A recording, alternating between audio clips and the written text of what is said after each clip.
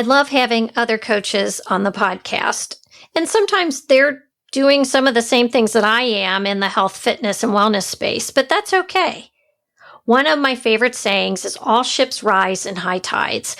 Supporting other women and their endeavors, whether it be coaching, writing a book, or as a medical professional, it's important to me to continue to provide listeners all their options when it comes to their own wellness choices.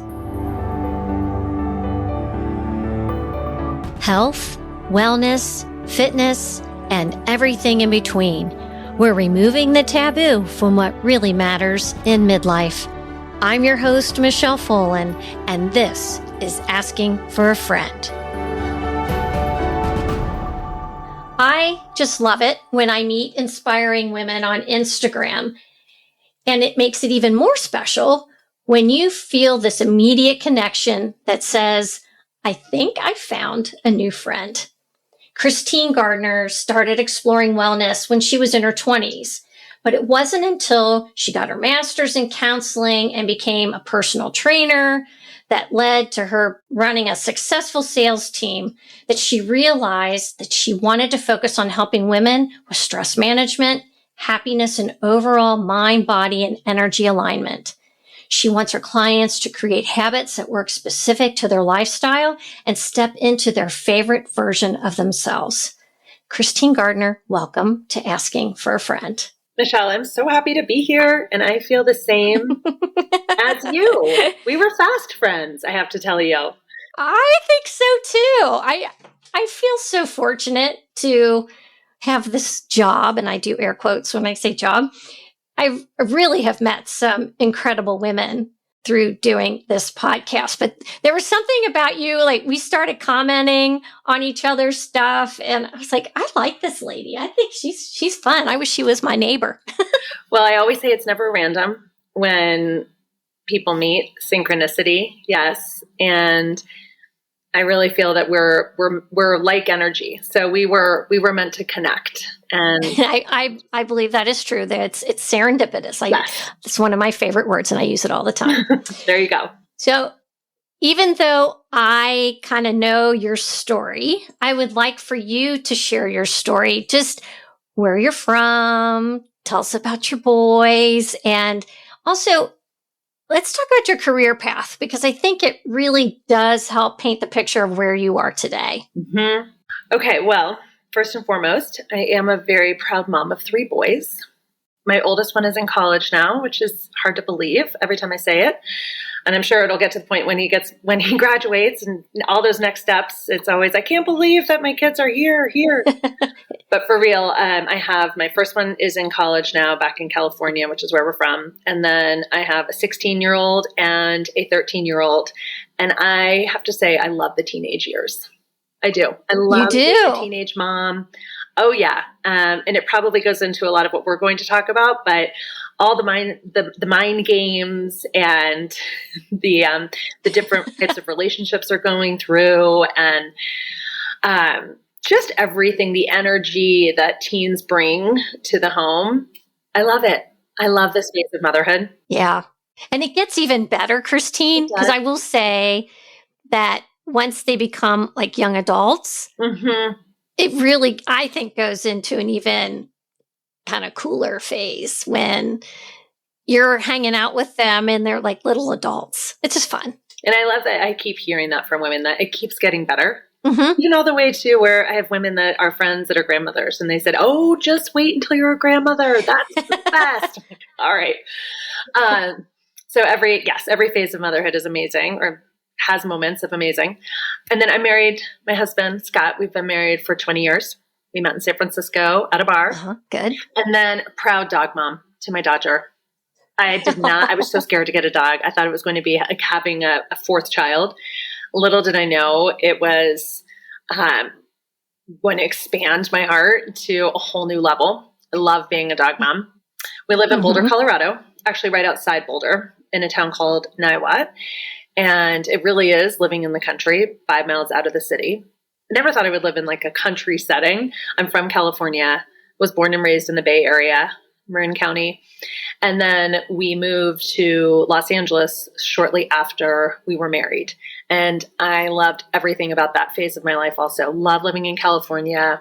I still am a very proud Californian. My heart, we just got back from California and I always leave a piece of my heart there. Yes, my son is there, but I just still feel like California is truly my home. Yeah. I love it. So we'll see if we end up back there. That's where your roots are. It's hard to walk away from that when that's kind of what you've known for so many years. So it's true. Well, especially when it's 70 in February. Come back to 2 degrees. Yeah. So it really is winter. It's still winter. And my career, you said about a little taste of my career, right? Yeah, because I like this entrepreneurial thing you got going, because I think there's kind of a cool story here. I've always been an entrepreneur. It's funny when I take a moment to pause when I'm talking to someone like you or I'm sharing my story with someone, I realize in that moment, like, gosh, I feel like I've been an entrepreneur for 20 years, 25 years. And I love being an entrepreneur. I started way back in my early 20s when I was in graduate school and I was getting my master's in counseling. And at that time is really when I fell in love with fitness. And so I started my own boot camp program in Northern California. It was awesome. We met outside underneath the redwoods and I trained women of all ages and we would meet and work out outside. And so from that early age, I was combining my love for movement and nature, the outdoors, happiness and feeling our best.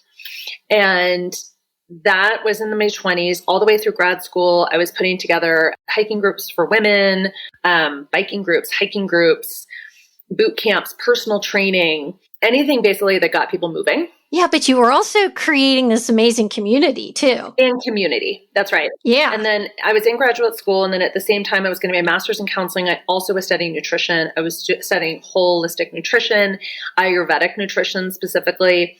So I also started my own business where I was going into people's homes and clearing out their pantries and helping them put together meal plans and cooking. And this again was like 25 years ago. I was in my early 20s. My friends were all you were way ahead of your time. Drinking in the city and not that I never did this, but for the most part, I was cooking up tofu in my little apartment in Mill Valley and going to silent retreats in my early 20s. It's kind of funny to think back on that.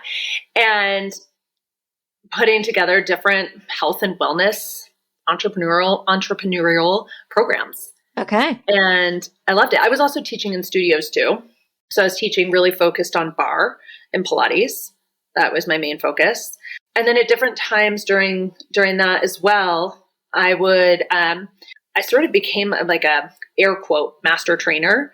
And I would actually go into different studios and help different studio owners put together different programs and helping to train trainers and train teachers. So I've always been putting together and creating businesses around health and wellness in different phases of my life. And then you went to Beauty Counter. And then I went to Beauty Counter. So I had 3. Fast forward, we're now living in Los Angeles, and I was training and teaching in different studios all over LA. And I started to notice my body getting a little tired and also running after 3 toddlers. And realized I needed to do something else at that time and wanted to do something else at that time. So in came Beauty Counter. It kind of dropped in my lap. It was just getting started. Had no idea what direct sales is, network marketing. I had to Google it to find out what it was. But I thought, this sounds fun. I'll jump in. I love learning. I believe we should always be learning and educating ourselves. And I was really surprised to learn about ingredients that was in our skincare and that was considered toxic. And this was sort of like right at the peak of clean beauty, or when it was just starting to take off. So I thought, if I don't know all this information, I know other women don't know this information about toxic beauty, toxic ingredients. So jumped into Beauty Counter, grew a really large sales organization there, loved it, was there for almost 10 years. And about 8 years into Beauty Counter, I started to get that itch again, that I knew it was time to do something else. The and kept creeping in. So that was when, Michelle, I started my coaching business again and started putting together, started doing group work with women, really focusing on stress management, movement for fun, meditation, making meditation accessible and sort of normalizing meditation for women that had never done meditation before, which was also me. I was on the same path. And I wanted to help women feel more joy, feel more happiness, feel less stressed out, less burnout, because that's what I was seeing at Beauty Counter, to be honest. And that's what I was hearing from a lot of women that I was working with, that women were feeling stressed out and feeling burnout, and they were shitting all over themselves, I like to say. Yeah. And I just didn't think that was the way that we should be living. That wasn't the way that we should be living. So I really wanted to help women de-stress, align, and come back to that whole body, mind, body, energy alignment. Well, it's really difficult to do anything, to address anything in terms of your health, your relationships, all of that. If you have stress and anxiety pulling you down day after day after day, it's like you got to deal with that component first before you can really be there for yourself and for other people. And I guess this would bring up one of my first questions for you is, when clients do come to you, do they realize at that point that that is what they need, that they need to address this, the stress that is kind of their burden? No, a lot of times, no. Okay. I have so many women, and you probably have this too, that reach out and say, I don't really know what I need, but I know I need something. Mm-hmm. Something just doesn't feel right, and I don't know what it is. And there's a lot of guilt and shame in that too, because so many women come to me and they're like, I should feel good. I should feel joy. I live this great life. I am healthy. My kids are this, or I'm married this, or I live here, or I'm doing this, I'm going on this vacation. But yet I still just feel like they're just flat. Yeah. And I can't get out of my own way. And that's really what it is. I just can't get out of my own way. And it's the old stories. It's the old patterns that are going on in our beautiful brains that are holding us back. And that's what I see the most, is that women just don't know what it is that they need, but they need something. They need a little love nudge is what they need. Yeah. They need some accountability. They need some coaching. They need community. And they're not really sure how to get started or where to get started. And there's also a lot of guilt, feeling like they need that too. So they think it's like, oh, I need to lose 5 pounds, or, oh, it's like, I need to lose 10 pounds. Then I'll be happier. When really, if we unpack that, it's, I really need to shift my habits. I really need to change my mindset. I really need to take my power back and stop shitting all over myself. Boundaries. Boundaries. Yes, I love that word. I love the word. And I know some people think it's kind of overused, but I'll tell you, it frees your soul when you learn to say no. I was having this discussion with one of my daughters this weekend. Like, you don't have to go to that party. You don't even have to make up an excuse. You can just say, I'm not coming.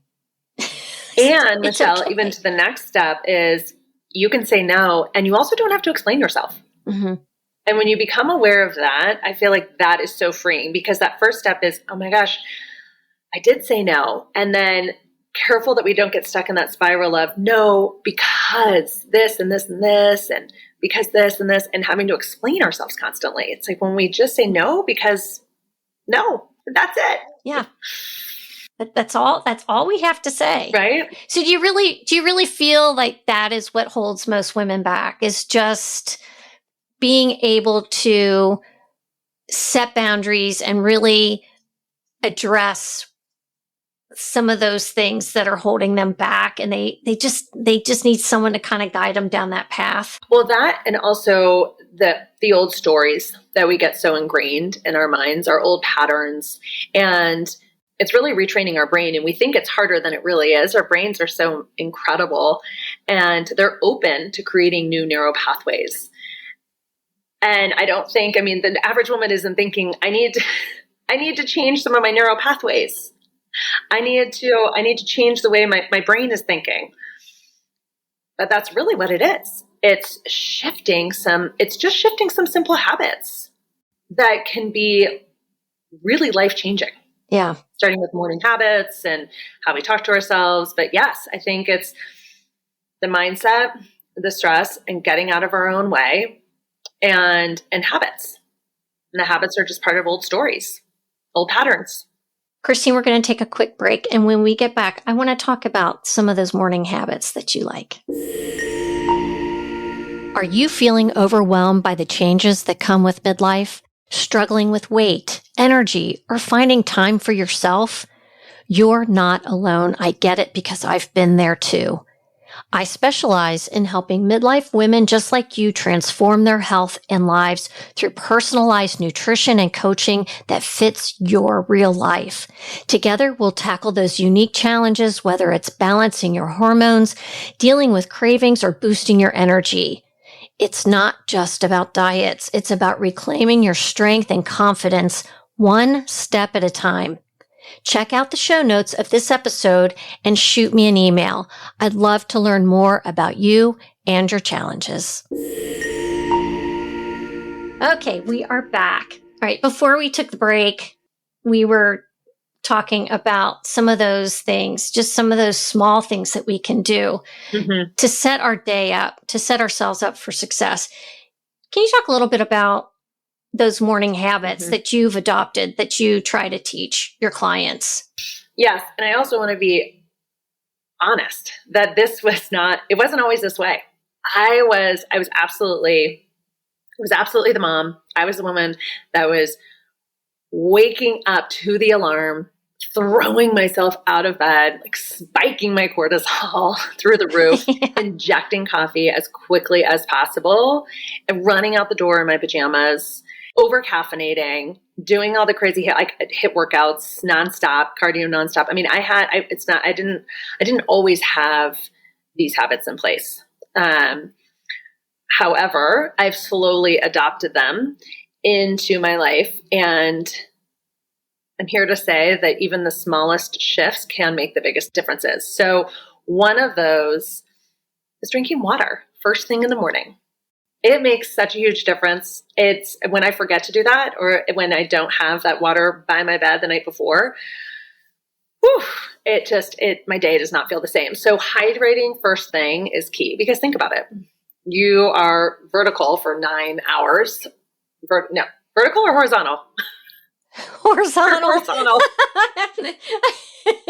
You're horizontal for 9 hours, hopefully 9 hours, 8 or 9 hours.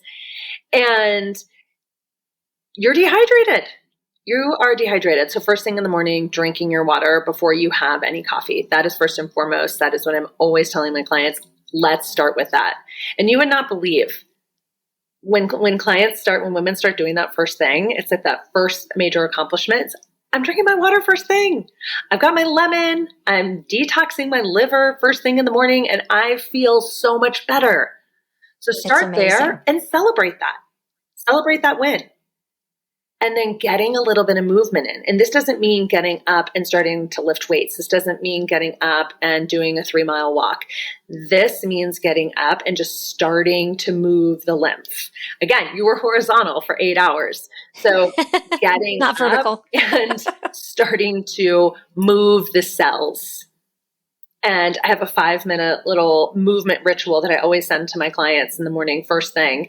And again, the difference they feel when they do 5 minutes of movement before they have their coffee, or it can be life-changing. Mm-hmm. So also the sunlight, and I know we're starting to hear more and more about this, but getting sunlight first thing in the morning is everything.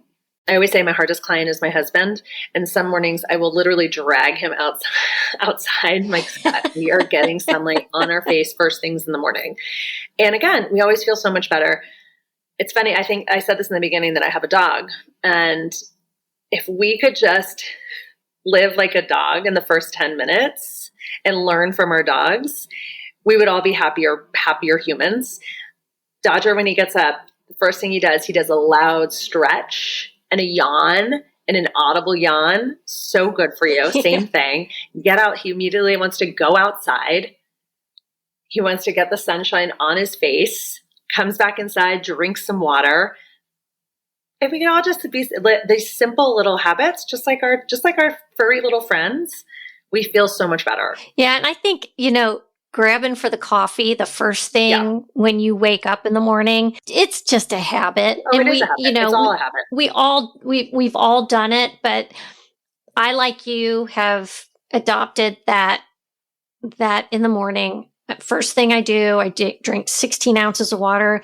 I put some sea salt in mine. Mm-hmm. I love the idea of lemon, and just chug that down. And sometimes I find out once I get that in and I get that little movement in, Kristine, I don't need my coffee for like an hour. It's so true. One morning, about a week ago, I forgot to drink my coffee. It was 11 a.m. I was like, oh, I didn't have coffee. That's great. I know. Yeah. So but I love what you're saying. I should also say I am not a huge, although I love routines, I also like mixing my routines up. So I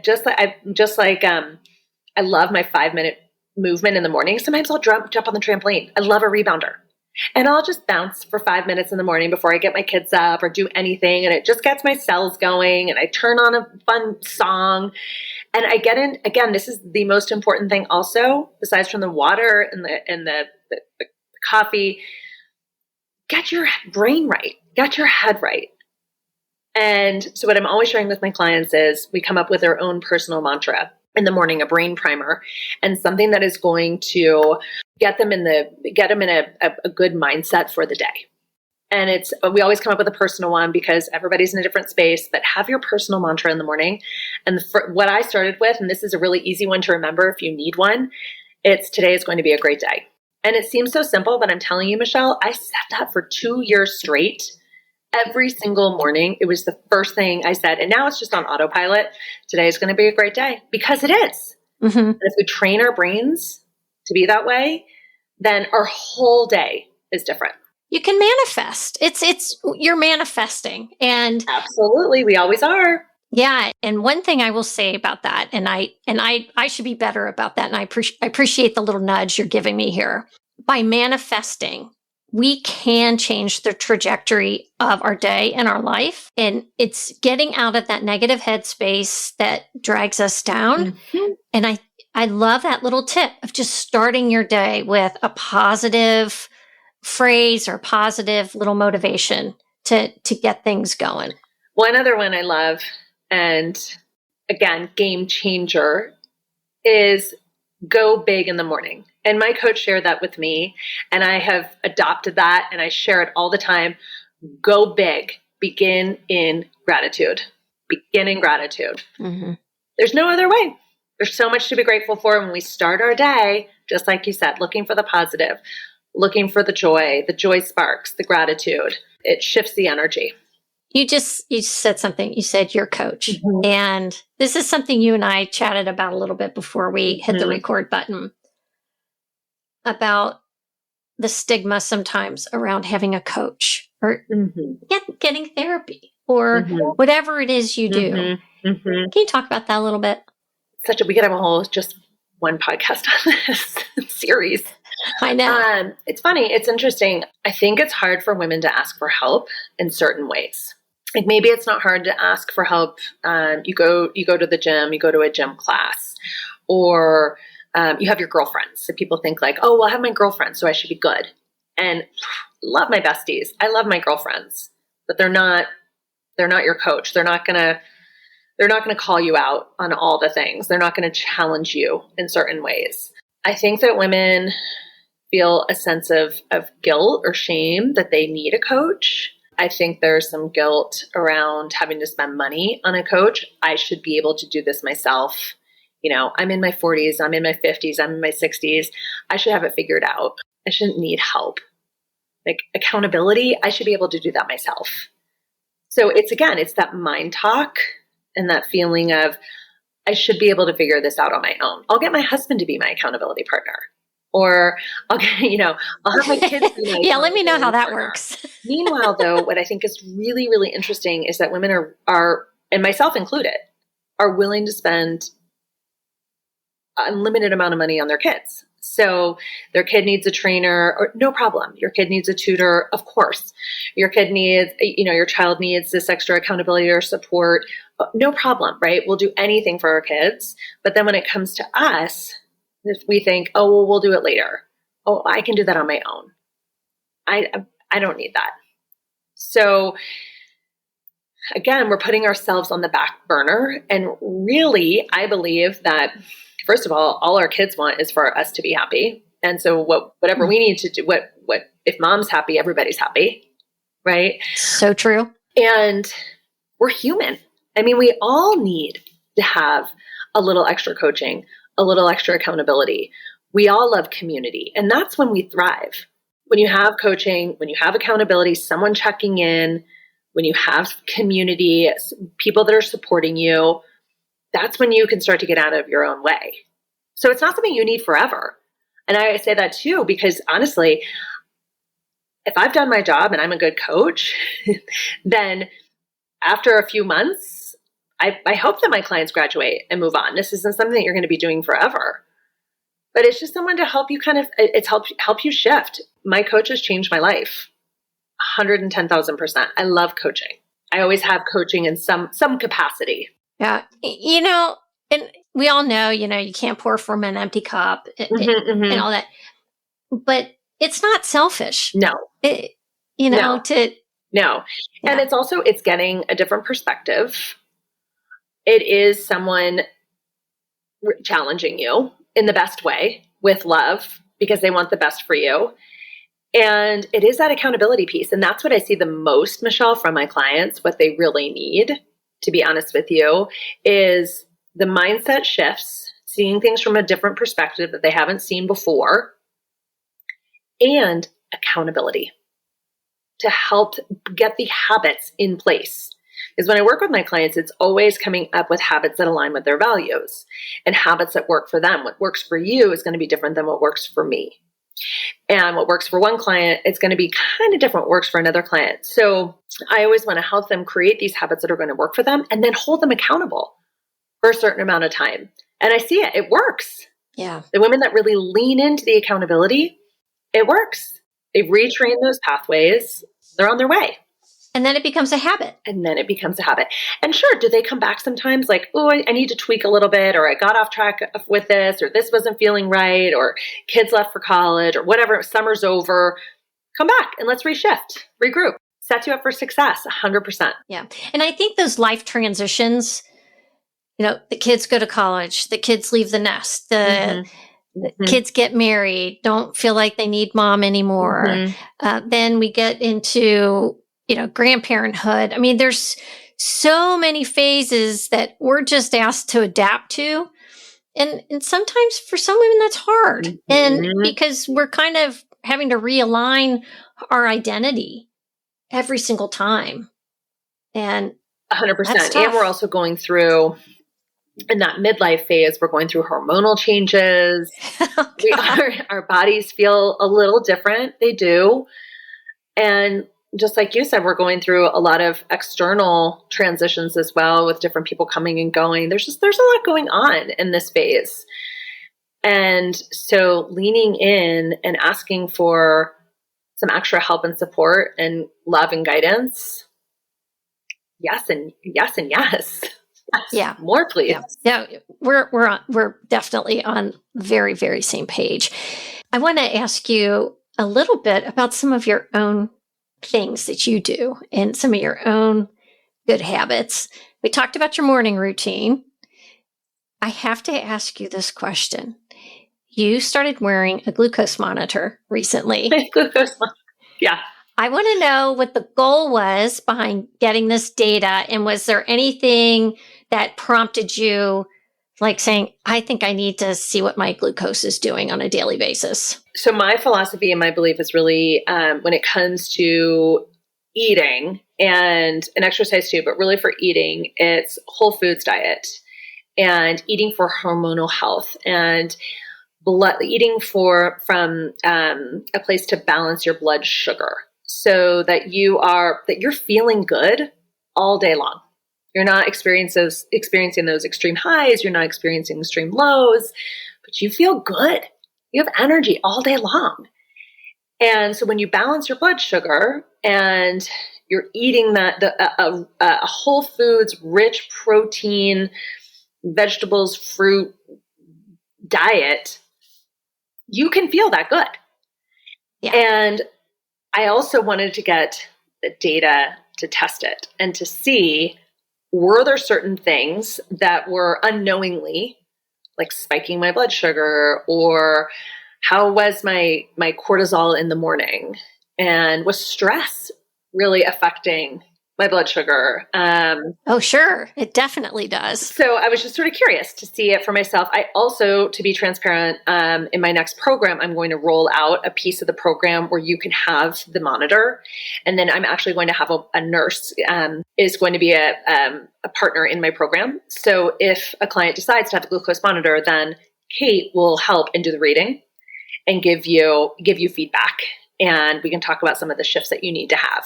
So I partnered with this amazing woman, Kate, and we're going to have that in the next program. But I first had to do it myself.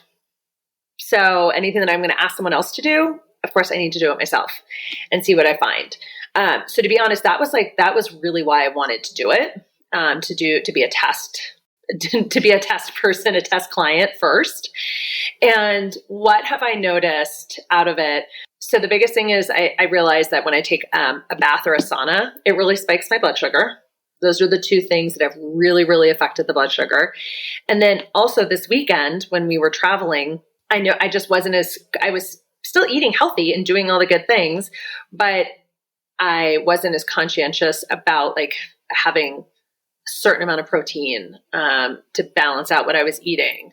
And I was snacking more, and it was just so I could just see the spikes going up and down much more, versus when I'm at home, it's in my range. It's more stable. It's pretty stable. Yeah. So that was interesting. And I definitely noticed also coffee in the morning. I did test it. If I didn't have any food first, is it going to really spike my blood sugar? And it does. Absolutely. And just the smallest amount of sugar really spikes my blood. That's what it was. I love those sugar-free peach rings, the smart candy. I can't remember what it's called, but sugar-free, all of this. I love them. Uh-huh. That my blood sugar went through the roof. Really? Crazy. Oh, that's but then also just like the smallest amount. I love a matcha, and I'll sometimes put a little bit of maple syrup in there. Not very much, but that. So my body is super sensitive to sugar. It gets it going pretty quickly. One thing I will say, and this is just a general suggestion for everybody listening to this podcast today. If you have not had a fasting blood sugar done by your primary care provider, you need to do that, because that is just a baseline that everybody should know. You should know what your fasting blood sugar is, and just be aware, because some women I know are finding out that they're pre-diabetic and they didn't know, keeping in mind that is a asymptomatic situation. So you're not going to know unless you're like Kristine here, who's wearing a glucose monitor, but definitely get a fasting blood glucose. All right, my next question. Castor oil. All right, I've seen women using castor oil. I am clueless about castor oil, the benefits of it, and putting it on your stomach. I've seen some women put it in their belly button with a Band-Aid. Please explain. So first, if you Google castor oil, it is, you're going to there's so much information on it out there. And as I say with everything, even with the blood sugar monitors and all the things, I'm not a doctor and everybody's different. So I'm only speaking for what's happened to me, what's worked for me or hasn't worked for me. With the castor oil, again, I love wellness. I love trends. I like to think that I'm on top of them for the most part. And I also can't stand dry skin living in Colorado.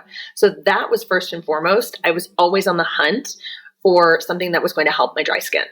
And I kept hearing about castor oil. And so that was why I initially started using it, was for dry skin. And it works like nothing else.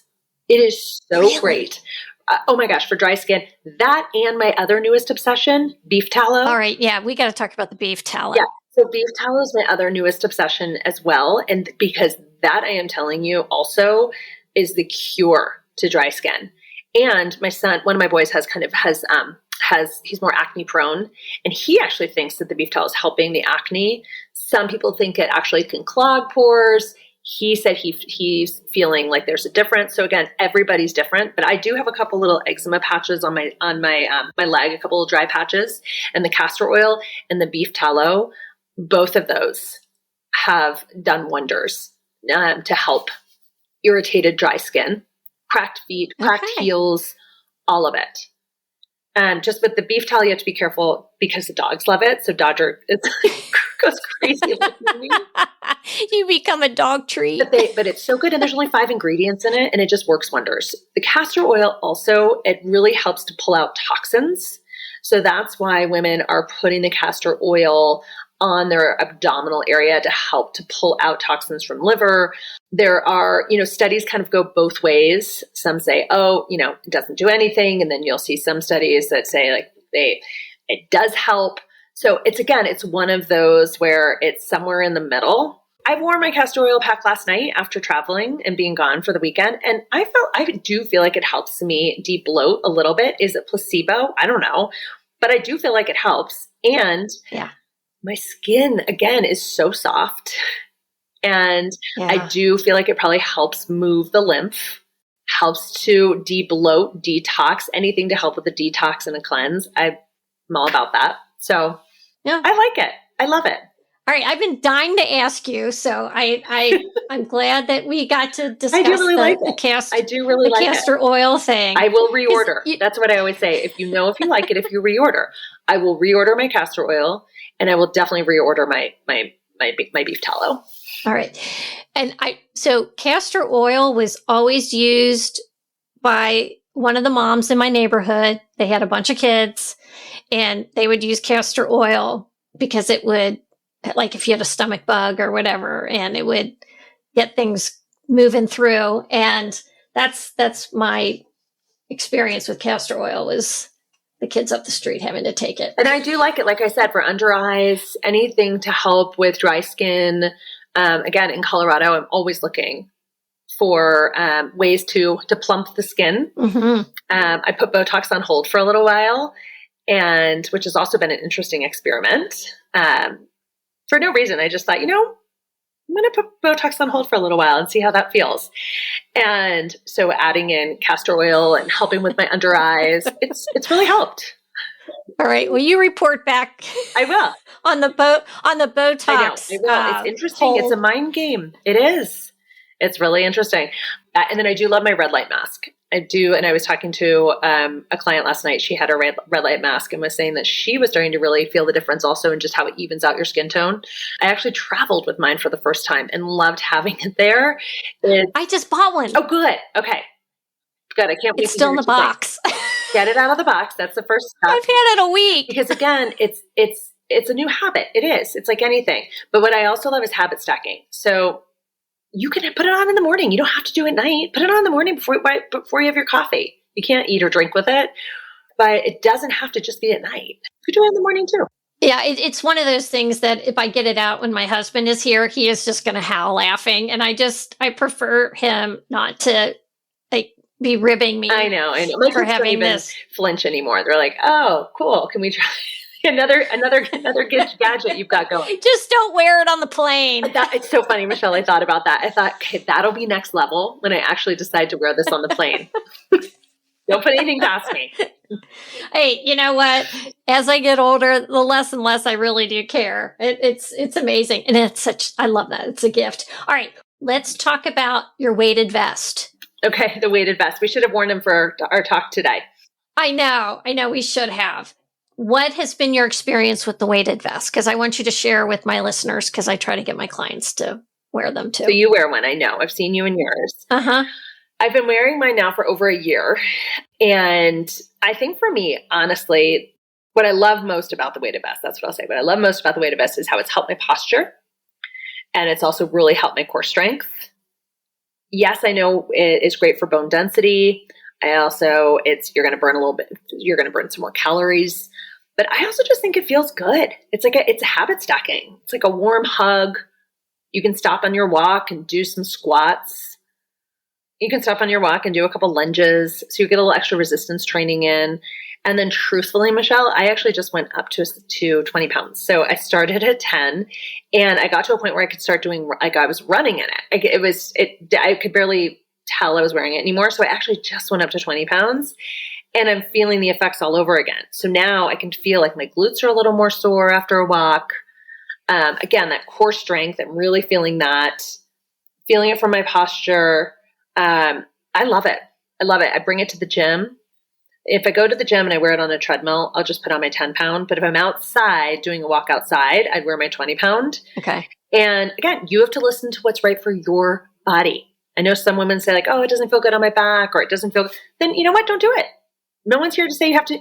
It is what feels good for you. For me, it feels really good. And for most of a lot of my clients, they love it. Also for just running around the house too. I just tell people, look, it's recommended that you start at 5 to 10% of your body weight and move your way up. Mine has little weights that I can take in and out. So I can vary mine depending on the day if I want. But yeah, I think, I love it. I do too. Again, it's one of those things you'll have to pry out of my hands because I'm going to continue using it until someone tells me I can't. I just think it's fun. It adds a little extra. It adds a little extra to your walk, to the everyday. For sure. And you can wear it around the house too. If you're one of those days when you're doing housework and I think that is actually really great advice. Turn your laundry into a workout. Do 10 squats, while you're at the kitchen sink. Yeah. Keep it fun. With my red light mask on. I know. I did that one time. I was like, here I am. Okay. Wearing my red light mask. I've got my weighted vest on. You know what? It's all fun. I see an Instagram reel coming. It's coming. Yeah. All right. You commented on, talking about Instagram, you commented on one of my recent posts that I had about alcohol. And I was wondering how your relationship has changed with alcohol in midlife. I know, such a hot topic. I feel like alcohol free, are you alcohol sober curious? And here's my most recent thing. I don't think in life we want to have anything that we have to do or that we depend on every single day and that we need every single day. That to me, especially if it's something that you're using to numb or to check out, or there's an old story attached to it. And for so many of us, that can be wine. That can be our drink of choice. I also think, and it can lead into this too, Michelle, it can be that's Instagram too, social media, right? So I was saying this to a client the other day, we talk so much about wine, we don't need a glass of wine every single day. Well, you know what? Maybe we don't need to check Instagram every single day either. Right. So I think it's whenever you're dependent on something, every single day is a time to check in. My relationship with alcohol is whenever I overthink about something, or whenever someone tells me that I can't have something or that I need to take something out, that's when I cheat also. So if someone were to say like, oh, you need to do dry January, that's when I would think about it and I would actually cheat and want to have a glass of wine. So I didn't do dry January. I don't have a certain lifestyle where I put rules around myself or say that I can or can't do something. It's about living life intentionally and living each moment intentionally. And so that's when I check in with myself and say, okay, do I want a glass of wine? Do I really feel like I want to have this margarita? And to be honest, when you take those intentional pauses and you have a conversation with yourself and you get out of autopilot, it's really incredible what the answers are and what the conversation is that you're having with yourself. And so when I've learned to slow down over these past couple of years and to have that inner dialogue conversation, a lot of time the answer when it comes to alcohol is no. I don't really want to drink. I'm not drinking to get drunk. I'm not even drinking to get a buzz. It's really just the habit of grabbing a bottle of wine and pouring a glass of wine. And I don't like the way alcohol makes me feel. I don't want to be tired. I'm not looking to be tired in my life. And wine makes me tired. So without even really trying, I just don't drink very much anymore. Mm-hmm. If I'm in Italy and my husband wants to have a glass of rosé, will I have one? Yeah, absolutely. If I'm, out at a great Mexican restaurant and someone wants to have have a great margarita, will I have one? Maybe, if it sounds good. So I'm not putting these harsh rules around myself, but I do everything in life now to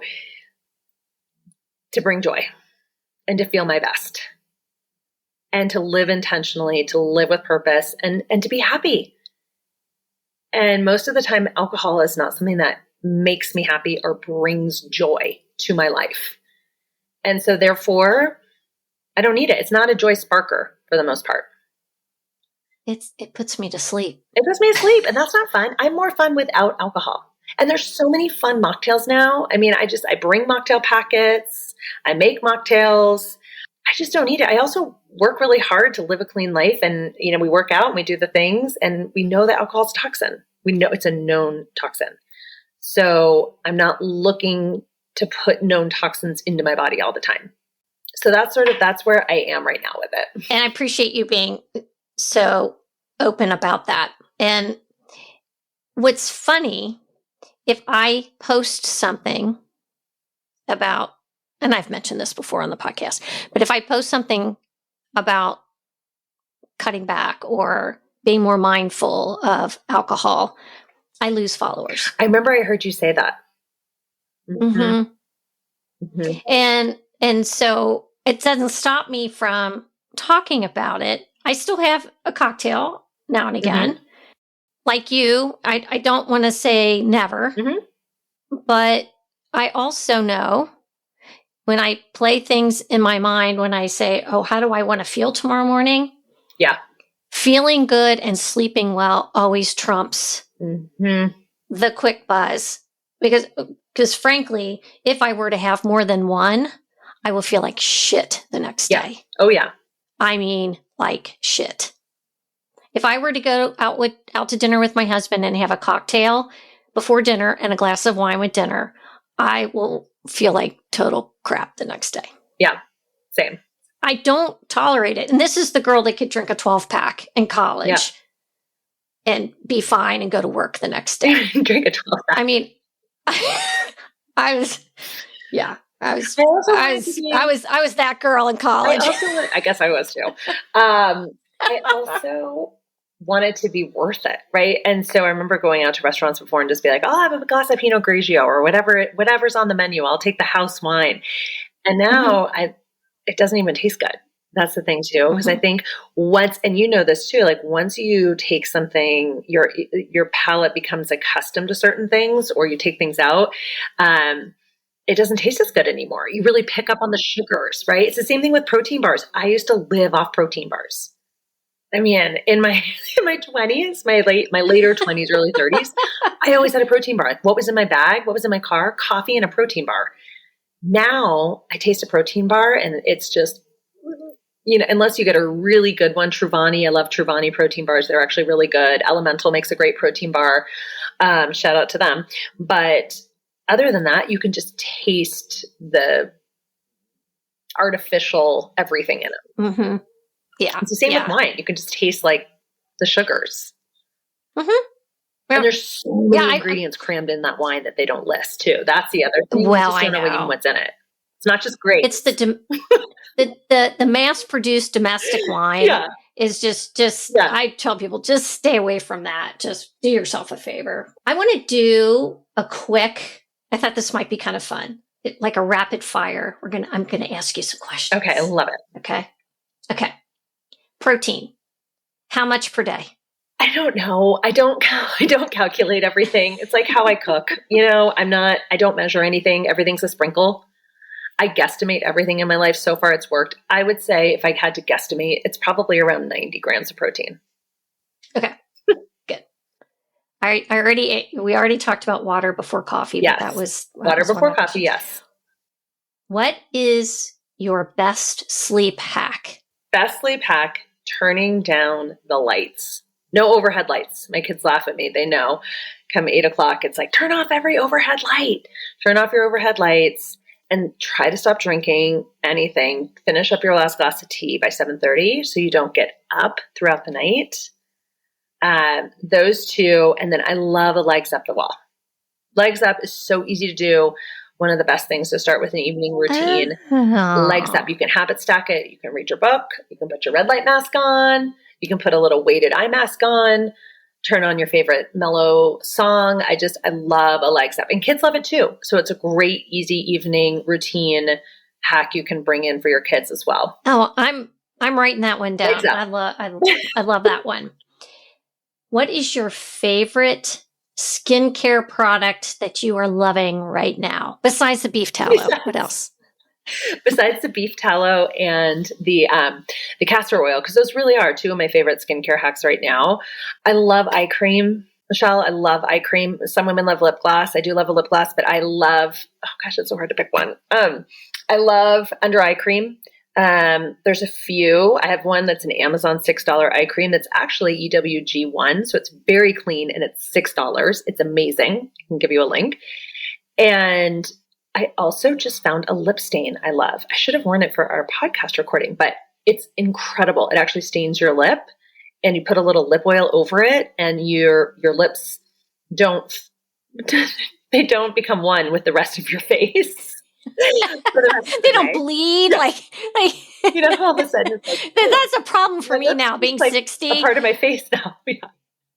Yeah. Okay. You after we finish recording, I want you to give me the links for your eye cream and your my lip stain and your lip stain. So when you look at your whole day, what is one of your most important pillars of self-care?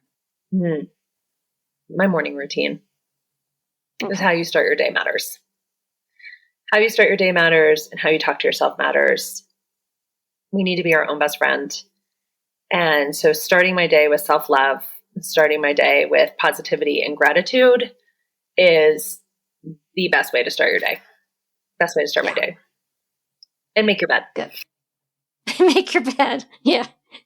My husband makes the bed every day. I get off the hook on that one. That's a good guy.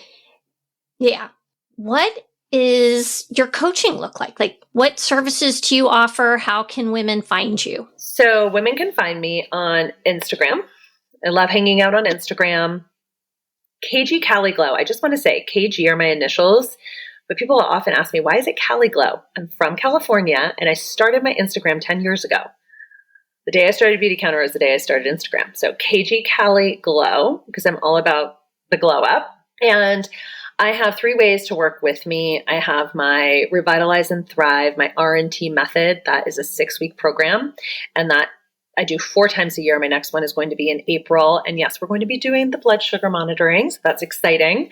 I do one-on-one coaching, which I love. I love doing one-on-one accountability mindset, whole body coaching. And I have a membership. And I also have my online program, Revitalize and Thrive, which is an online program you can do. It's 30 days. I actually just redid it. So it's 30 days to transform your life. Wonderful. Yeah. A couple different ways. I'll put all that in the show notes. I'll put your links in there. Kristine Gardner, this was a lot of fun, and I knew it would be. Thank you so much. I'm sad it's over. I feel like I could sit here and hang out with you for the rest of the day, but my husband reminded me that I have other things I need to do. All right. Well, you get to it. And thanks for being here. Thank you. Thanks, Michelle. Hey, thanks for tuning in. Please rate and review the show where you listen to the podcast. And did you know that Asking for a Friend is available now to listen on YouTube? You can subscribe to the podcast there as well. Your support is appreciated and it helps others find the show. Thank you.